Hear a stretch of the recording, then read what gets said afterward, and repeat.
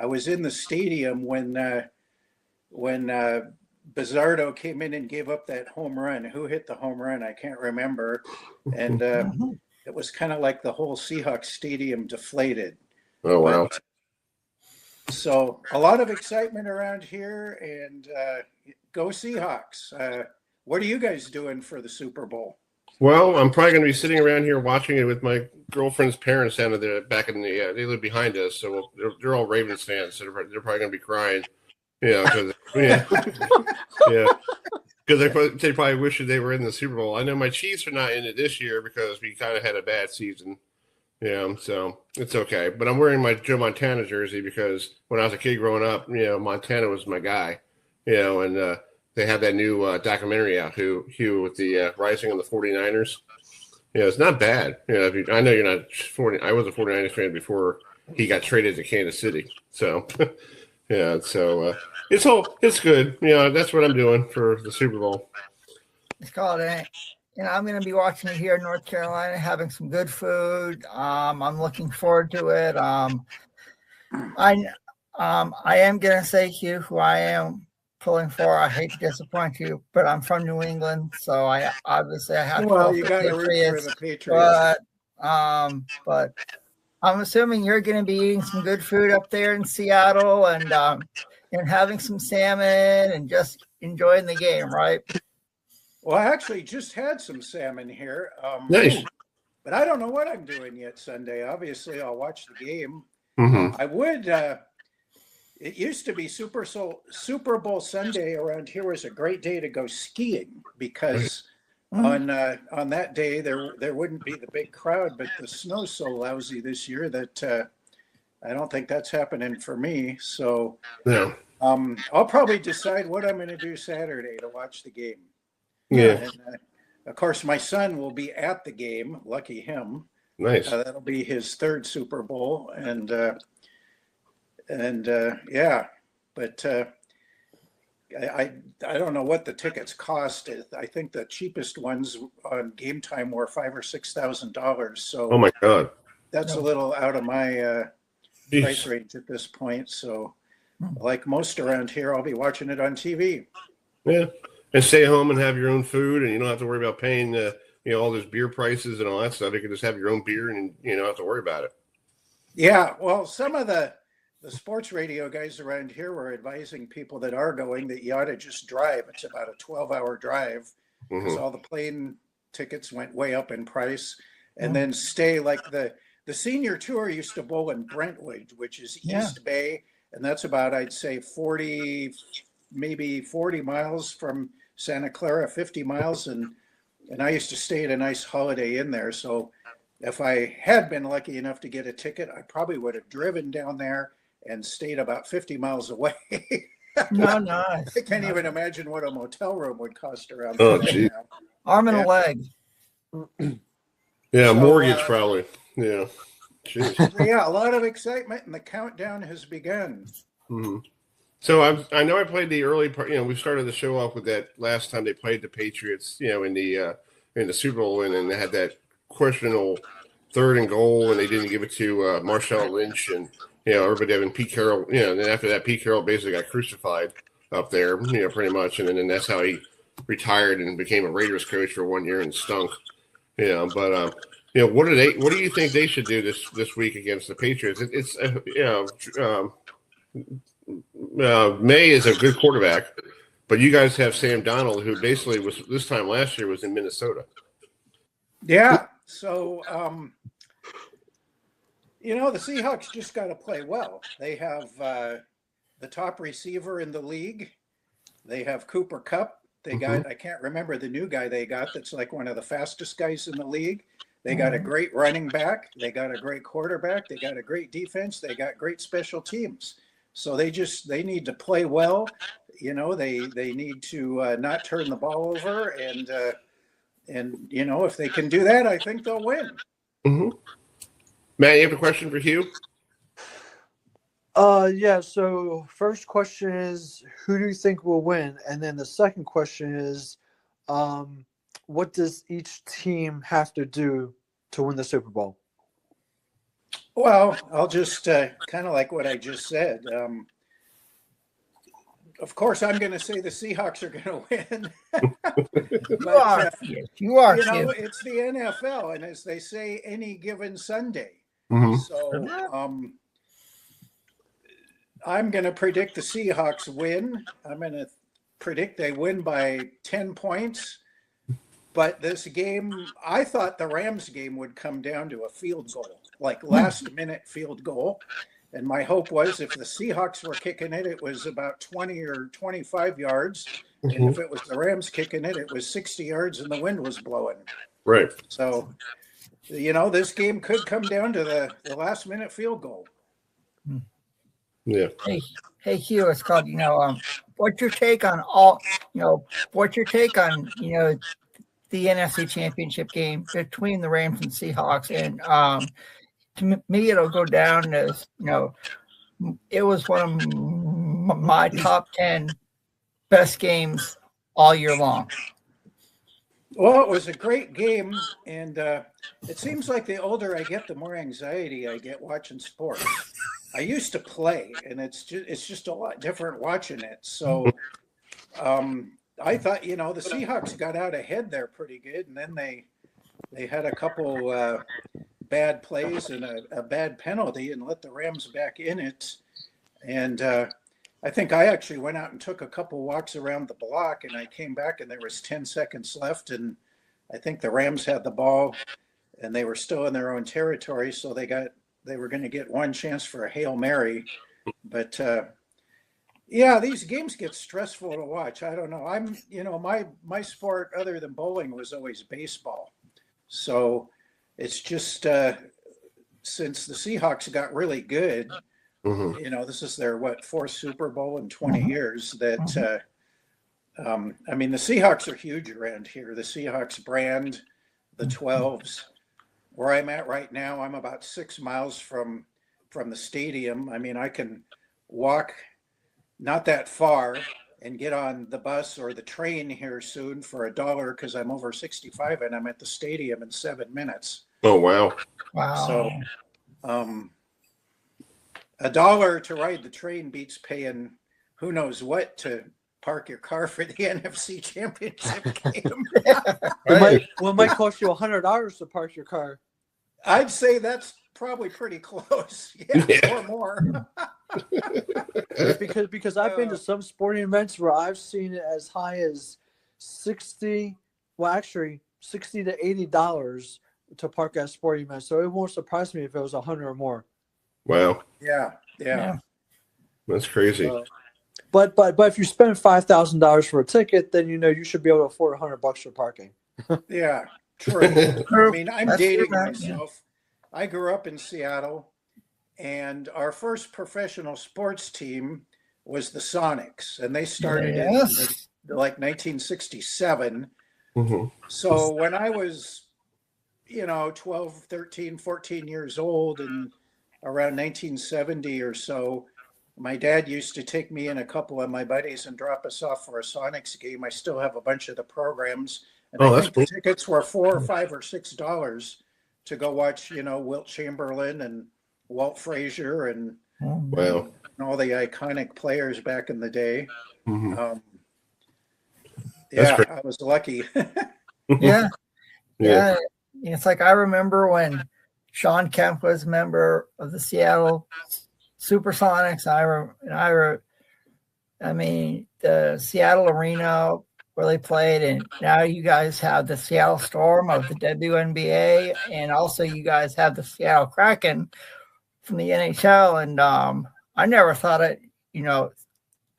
that I would see Seattle have an NHL team, but you guys have been really successful, since coming into the league. And it's we have everything here but the NBA. When was it? It's a long time ago now. 2008 when David Stern pilfered the Sonics and which is sad, and moved them to Oklahoma City. Which is sad. Saying there could be another NBA team here someday, but I'll believe it when I see it. Right. It's coming, Hugh. It's coming. I hope. Okay, At least I I hope so. Well, Hugh, we got to talk to you about. You and I were talking last week about your wonderful bowling career. I know we talked a little bit on the Facebook about it. I know you know about Guppy Troop being in the Hall of Fame this year. So, yeah. So what do we need to do to get you in there? That's the thing. Yeah. Oh gosh. Well, first, congratulations, Guppy. But yeah. I don't really have a lot to say about it. The last PBA 50 tournament I bowled was the 2021 Senior U.S. Open, and I bowled pretty good. That's a while ago now. And the last National Tour tournament I bowled was in 2012. So I retired from bowling, and I was not eligible for the Hall of Fame.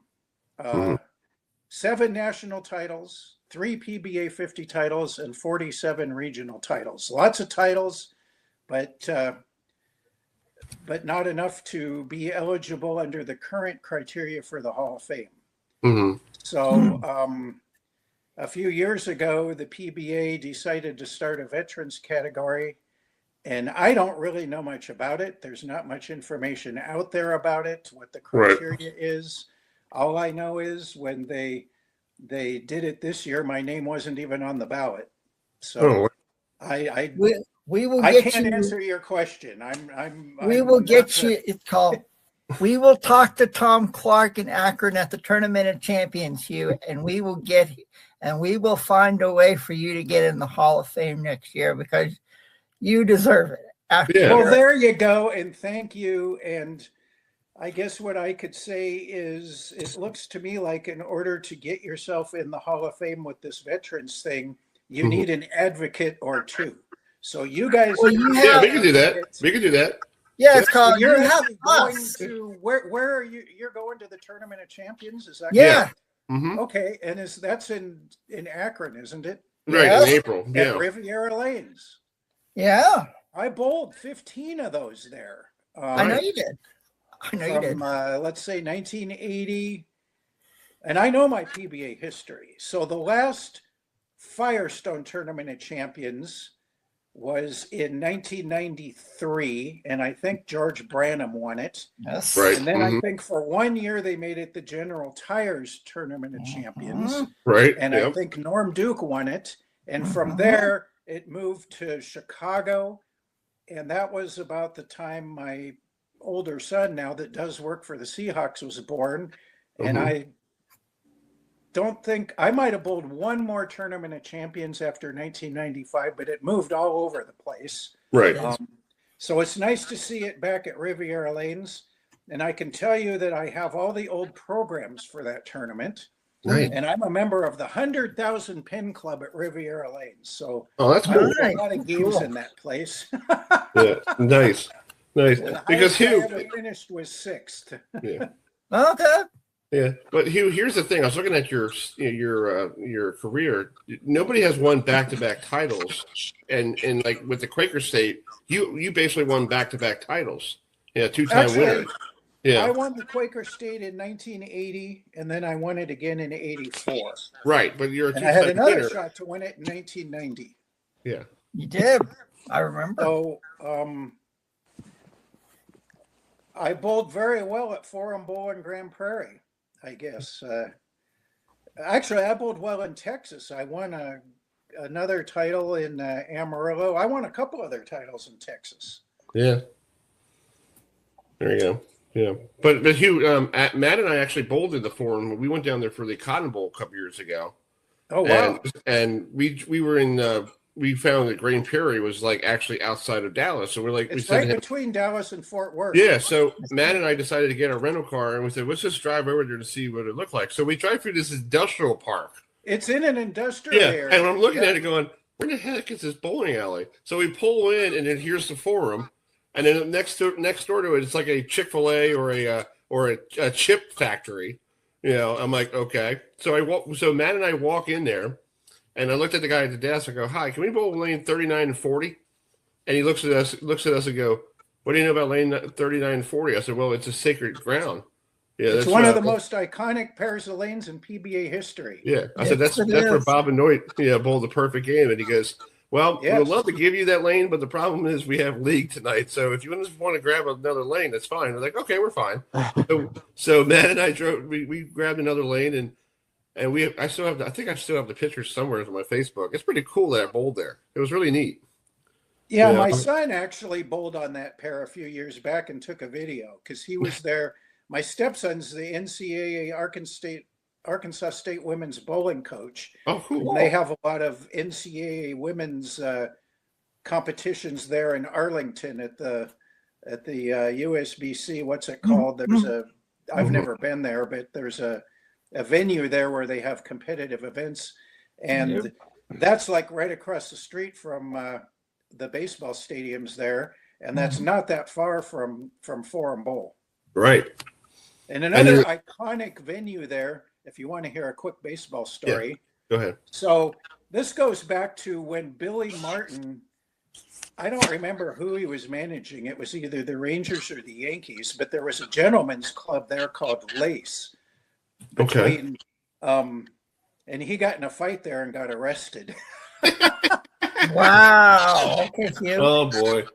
Yeah. Hey, old Billy Martin. I heard all about the stories when my dad told me all about him. He was just a firecracker, and then when he was George Steinbrenner's, you're fired. No, you're hired. What do you mean you're fired? You just fired me again. What the heck? That's the fiasco with the Yankees. So anyway, Adam, you got the final question. Sure. So, obviously Seattle has Sam Darnold, Zach Charbonnet, and Jackson Smith and Jigba. And I remember when he played at Ohio State. But is there a current Seattle Seahawks player that you enjoy watching, Hugh? Well, I think this year I most enjoyed watching Sam Darnold play and throwing the ball to Jackson Smith and Jigba. And you mentioned Charbonnet. He actually tore his knee up, and he's out.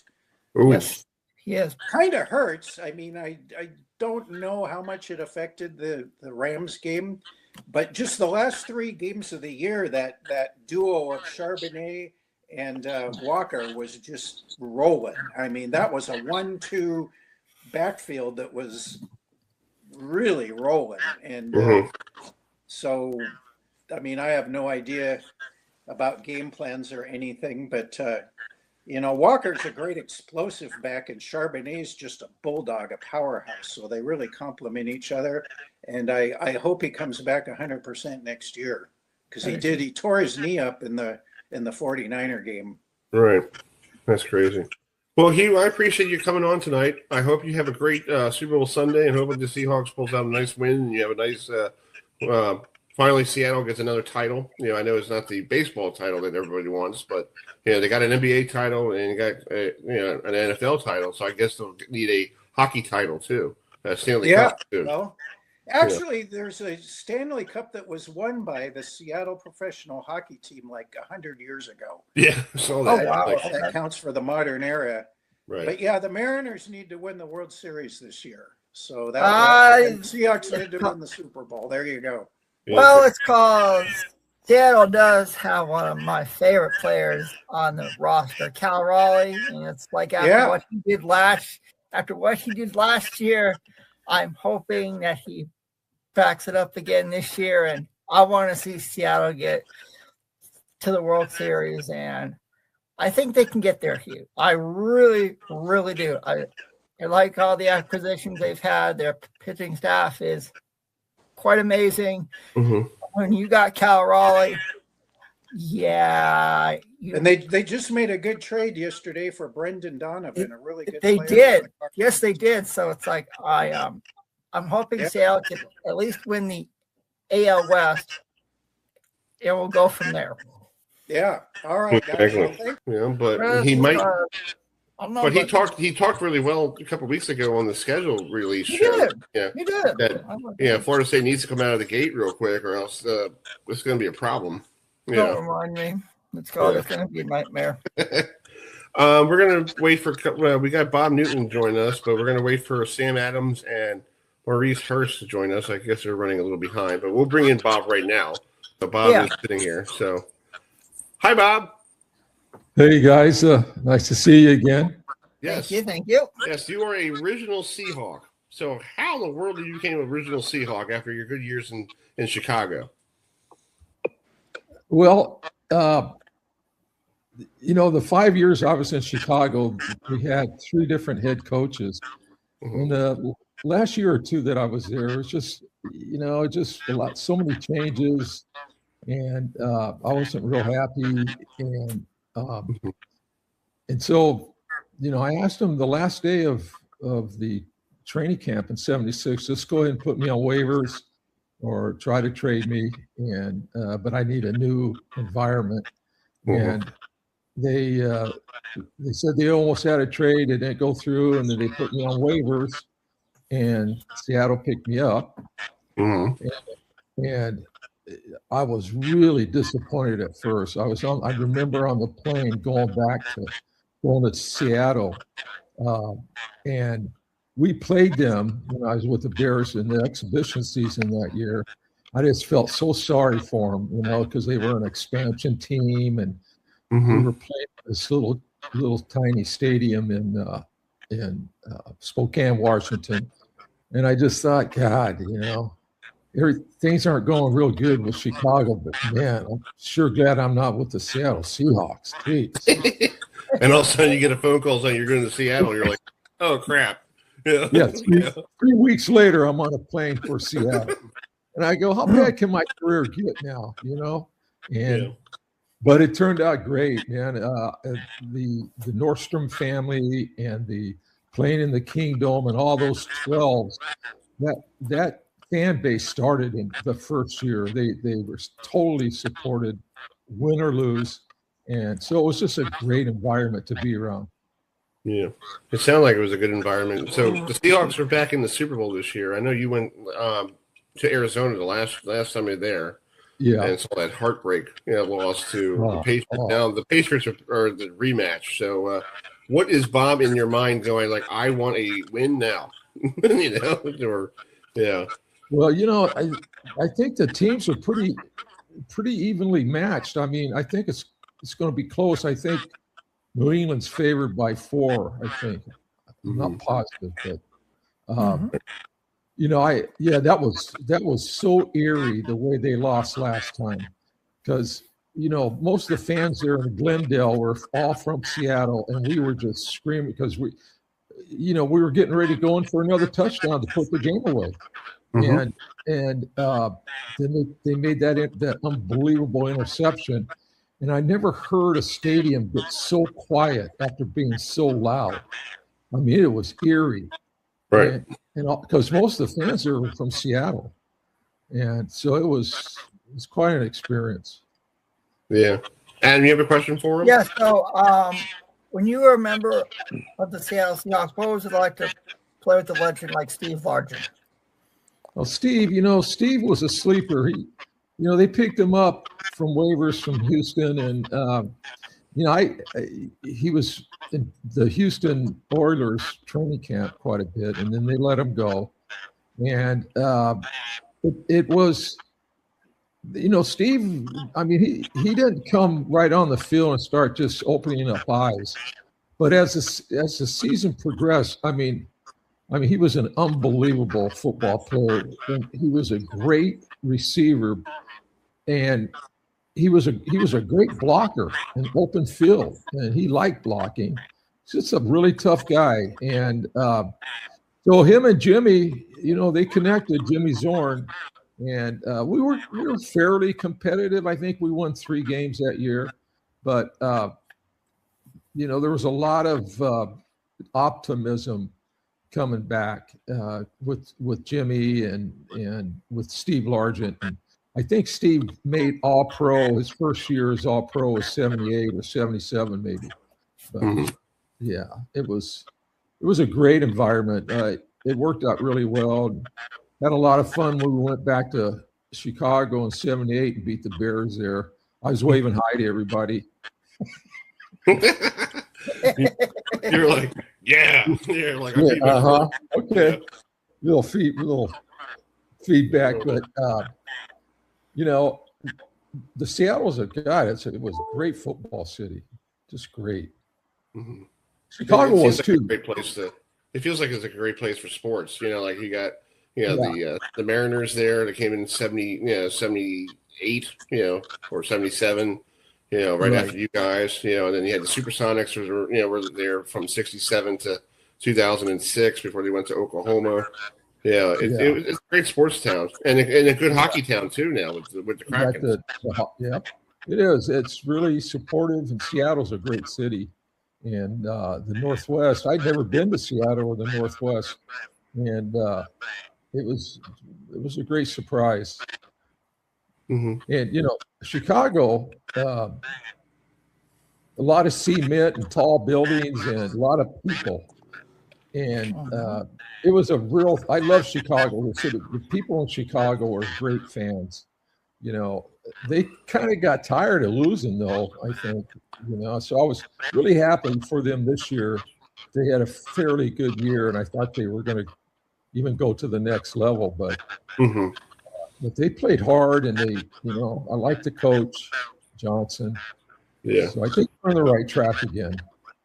I think that pass Williams did, in the playoff game, like he was back to the 50-yard line and just threw it on his back foot and found the guy in the end zone. Like, how the heck did he find that guy? I know. Yeah. I said that's going to be an interception for sure. Yeah. When he released it. It was really a miraculous play. But they had won a lot of games this year that way in the last 2 minutes. They won a lot of games in the last 2 minutes. I think about 6 or 7. And so it wasn't surprising. And we, just looked like they were going to go do it again, Mm-hmm. And then that last interception kind of killed it. Yeah, it did. But it was great to watch them come back and beat the Packers.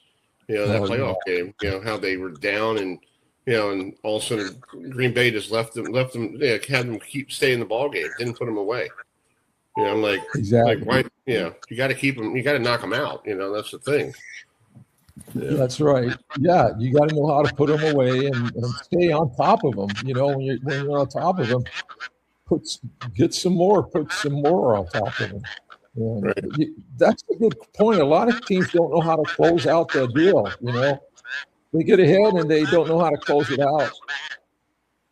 Right, exactly. Yeah, you see it a lot with like you said, like in the NFL, like the Ravens around here. They keep teams in the fourth quarter. I'm like, okay, you're up. You're like that Bills game this year. They had the Bills, on the ropes, and then Bills came back and won it. No offense to Adam, Yes, Chris. Yeah, he's a Bills fan, but that was I think that ruined the Ravens season right after that, because I feel like they were hoping to knock out the Bills to get a good 1-0, and they scored that many points, and then you had the Bills come back and won it. I think that deflated the Ravens all year. Oh yeah, well the coach lost his job. The Ravens coach. Mm-hmm. Yeah, it's the NFL stands for not for long. Right. Exactly. Yeah. Those head coaches are definitely experiencing that. If you don't produce, they're going to say bye-bye. Yeah, bye-bye. Have a good one. Yeah. Ask Tom McDermott about that. Yeah. Go ahead, Adam. Go ahead. Yeah, So I remember the Kingdom, and I always wanted to go there, but never did. So what was it like to play in front of those crazy Seattle Seahawks fans in the Kingdom?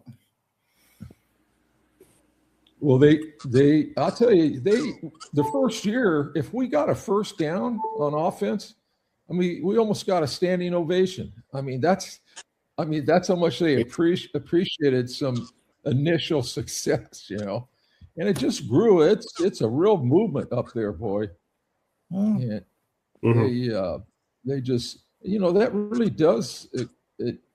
When they're that loud, that opponent is having a hard time hearing their cadence, and missing audibles and stuff, maybe because of that noise. But it really provides a lot of energy for the players, for the Seahawks. Really does. Mm-hmm. Matt, you have a question for Bob? Yeah, Bob. So, do you think this is going to be a competitive, close game, or do you think either Seattle's gonna win by double digits or New England's gonna win by double digits? I watched both teams. New England, they play tough. They both have really good young coaches. I mean, both those coaches. I mean, look at McDonald. I mean, second year, and he's taken them to the Super Bowl. And what's the New England coach? Grable. Coach Mike Grable. Yeah, great. Yeah, Grable. And this is his first year, I think. And yes, it is. Yeah, and he's going to the Super Bowl. So, great coaches. I think it's going to be a close game again. And I don't see anybody getting blown out. They got too much pride, and they've got too many weapons and too smart. Yeah, I think it's going to be a very competitive Super Bowl because they're well balanced. They're both they got good quarterbacks. Sam Darnold, coming from Minnesota, who spent his days in the Jets, and and he thought his life. I thought his career was dead when he got to Carolina. Because it was bad. Yeah. And then you got Drake May, who we saw at the ACC kickoff, Adam, and I wasn't impressed by who he was because I felt like he was only there for 1 year in college, and like let's go to the NFL. So I guess he was enough to be better to be in the NFL than in USC at North Carolina. Yeah, so these and Michael Donald, who has connections with the Ravens, because he spent his career in Baltimore. So I'm thinking like the Ravens should have kept Mike O'Donnell, knowing that if they were going to fire Jim, because that was like, but at the time you didn't know if John was going to get fired. Yeah, that's a good point. Yeah, I didn't even know who he was when they hired him initially. I never heard of him, and because you don't hear a lot of like you do the head coaches. You don't hear a lot about the coordinators, but. He's done a great job, and he's young. He's got a lot of energy, and I don't even know who did they hire at the Ravens. Some guy from San Diego who has connections with Jim. Okay. Yeah, so I don't understand. Bob. This is something I don't understand. When you have somebody who's like John Harbaugh for like 16 years, who knows his brother Jim really well, why can you just go from somebody who's brand new, who has a brand new voice, instead of it's the same product just out in California? It's like I tried to explain this to my girlfriend the other day. Like, they should have gone with somebody who is completely not part of the organization. Like it's like because this guy Jesse Minor was part of the Ravens back in the day. Yeah. So there was some connection to the Ravens. I'm like, why are you sticking to that? Yes, he's a young kid. Don't get me wrong. He might be a new voice, but try to get away from the Jim and John model for right now. That's a good point. And get a new voice and maybe a younger voice. Right. It sounds like the NFL is going for younger coaches in the head coach position. Right. It's just crazy. It's like how about we just get somebody brand new instead of the same person? Almost because he heard Jim last year. And then I guess Jim probably told him what because San Diego and now the Giants are basically working together now, because they're both John and Jim, it's pretty crazy. Yeah, and the Chargers they didn't even make the playoffs this year, did they? Or no, they did, didn't they? They did. They lost the first round against the Patriots. They kind of like forgot how to play football in New England for that weekend. They did. Yep. Yeah. It was a great playoff season. It was a great playoff season, I think. Yeah. It was good. Especially the NFC Championship game between the Rams and the Seahawks. Wow. Like they say, third time's a charm. I think all three of those games will go down as like people's top 10 games of the year. I mean, it was like a heavyweight fight. First team to knock out the other one would win. And I mean, and the way Seattle played, it was like, I think New England's going to have a hard time stopping Sam Darnold and Kenneth Walker and Jackson Smith and Jigba. I think those three, you'd have solid games in order for the Seahawks to win the Super Bowl and contain Drake May and Travion Henderson and Stephon Diggs, because New England can counter, on both on offense and defense. Yeah. Well, those two running backs for Walker and Charbonnet, I tell you, they were impressive last week. It's a nice 1-2 punch they got there. You do. The Rams were hard to knock out. The Rams were kind of sneaky. I don't take them that they're going to lose until it's the last, play of the game, because they have a way to come back. And their quarterback's great, and I agree. He's always in the game. Well, Bob, I'm going to let you go, but thank you so much for joining us tonight. And you're still our favorite. And I don't root for Nebraska, but you're still my favorite Nebraska guy. Yeah, I appreciate that. Thanks. So I guess I'm going to put this on here and bring in a former New England Patriot and someone I remember quite well. Maurice Hurst is joining us tonight. So, Maurice, thank you so much for joining us tonight. And as a fellow New Englander, I can say, go Patriots on Sunday night. So my question to you is, what was it like to play for the New England Patriots back in the day? Probably a little different now. You remember Sullivan Stadium. You remember the stadium we played in. It wasn't the best of stadiums. The facilities weren't as great, but just being on that football team, a professional football team, was a great experience. Obviously, coming from a small college, into the pros, and it was, the fans were there. They had just come off I think the '86 Super Bowl, so we had Coach Raymond Berry, and we had a pretty good football team. I think we ended up 8-8 or something that first year, or something like that, 7-9 or something. But it was one of the greatest experiences for me that I could have, turning pro. Yeah, so just, were the Patriot fans rowdy, when you played compared to what they are today? Yes. But, I didn't really get a lot of flack out of the fans. I had a pretty decent career. I ended up getting hurt in my last year, but I had a pretty good career, so I didn't get much flack from the fans. I thought they enjoyed me. I thought they appreciated what I was trying to do out there. So, but man, I just went to the Pittsburgh game, the game they lost, which they should have won. But I think it was a game that really kind of defined them in terms of, hey, we have something here, and they should have beaten the Steelers. But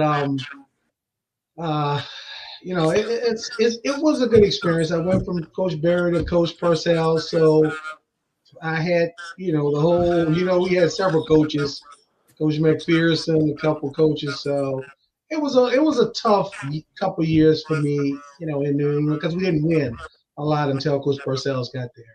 And just talk about playing under legendary head coach Raymond Berry. I mean, I remember, like I said, I'm from New England. I lived in New Hampshire for 13 years, or outside of Boston. So I remember when Raymond Berry was the head coach. So what was he like to be around?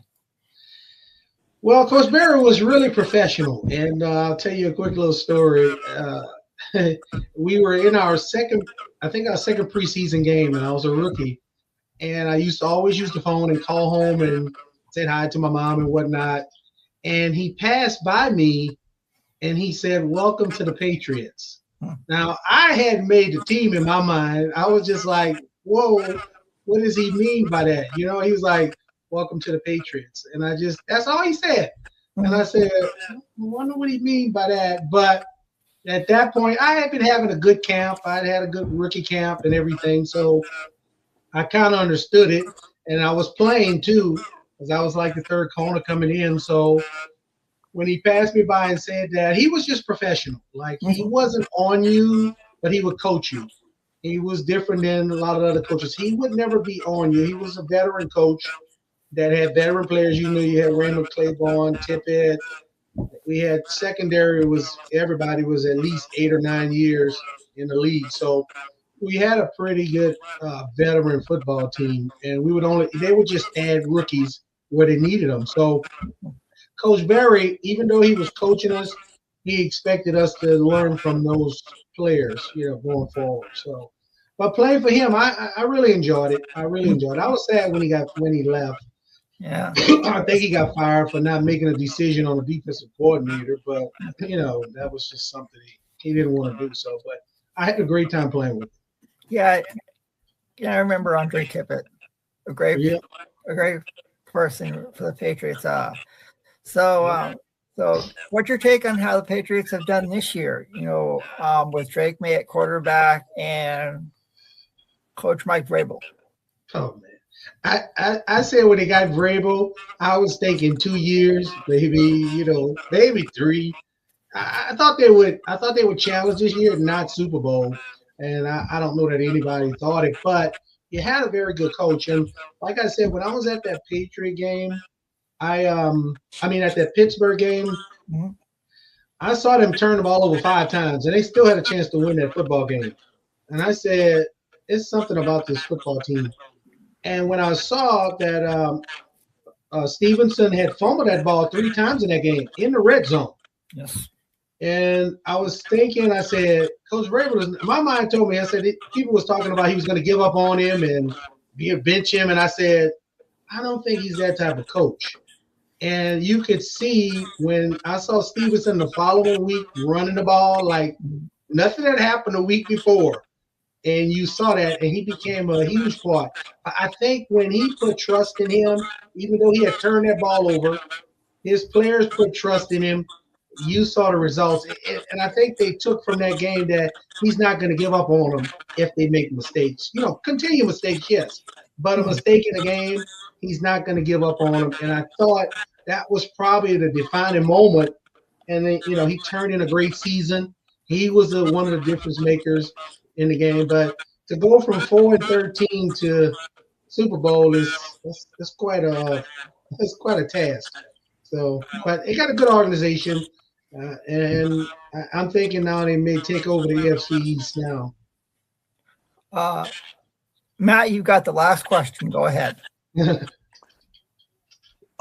Yeah. So, what do you think of Bill Belichick not getting into the Hall of Fame? It's just a tough one. It's something I looked at. Does he deserve it? Absolutely. I mean, it's clear cut. He deserves it. I went on the foreign and said the media just wanted drama. Like somebody wanted some drama. And I just couldn't see why not. And I said, maybe they just want news. Maybe they want to make this thing into something and start to draw, get more attention. But I mean, the people that made that decision, I would say they could never really make a decision again. To me, they really need to be done. Whoever is head of that, I thought I heard a little rumor that somebody was told to change their votes. I don't know if it's true, but I heard 2 guys were told to change your votes to get him out. But I think it's really sad. It's kind of sad, but I had to go on the foreign and say it had to do with just attention, and maybe they're upset with him. I don't know, but it's not fair. It's not fair. Regardless of that, it's not fair. He's the first Hall of Famer at the ballot. There's no. You can close your eyes, you could just see. It's not only that he won Super Bowls there. He won Super Bowls as coordinator. at the Giants. He has more Super Bowls than anybody, technically, and you're not going to let a guy like that into the Hall of Fame. It's really a sad day, but the NFL, they kind of do what they want to do. So it's just, it's good that the guys enjoy the game. I think he enjoyed coaching. It's probably going to turn into a little battle going forward because they're going to put him in next year. He may decline it, so you may get something back and forth. But he deserves to be in there. No, hands down. Yeah. Well, we're up against the clock here. All right, no problem.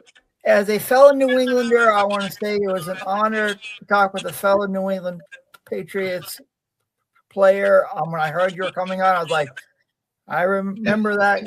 I remember when he played in Foxborough. So enjoy the game on Sunday night. Hopefully New England can bring home another Super Bowl title to Foxborough, and we'll talk to you down the road. Enjoy the game. I appreciate it. Thank you guys for having me on. Thank you. Let's go Pats. That's right. Go Pats on Sunday night. I'm a